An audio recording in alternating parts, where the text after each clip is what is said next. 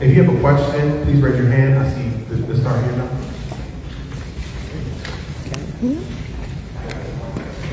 Thank you. My name is Kim Bro, and I first wanted to say thank you to you for the lead pipe bill that you were able to pass through. I've done news interviews, I've used my social media, I've done everything that I can do to possibly get the word out. My question to you is, I know it's $152 million that's for the project, and a lot of that is going to be commercial and schools, but your focus is on vulnerable communities. Who decides how the process goes and who gets replaced when? Because you're going to run out of time and run out of money.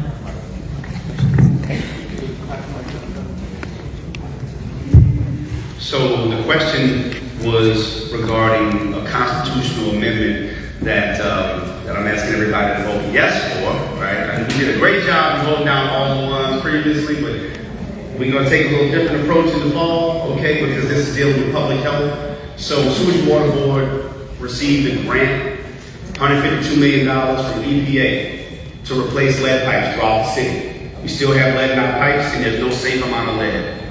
But the requirements to do this and to get the money through the grant program requires that the pipes be replaced on both the public side of the meter and the private side of the meter.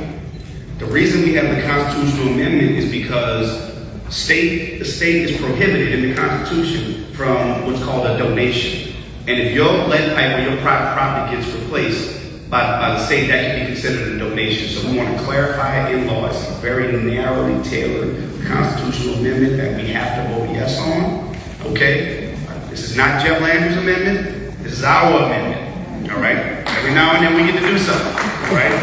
This is ours. We need to pass it. The question about the money and the funds and the program is that there has been, from what I understand, a company that was hired by Sewage and Water Board to administer the program. So this is going to be something that we all as a community must pay attention to because we have to make sure that this money, once we're able to draw it down, is properly administered, because this is not only a public health issue that we're addressing, this is also going to be an economic opportunity for many, many people in our communities, because this is going to be a job creator.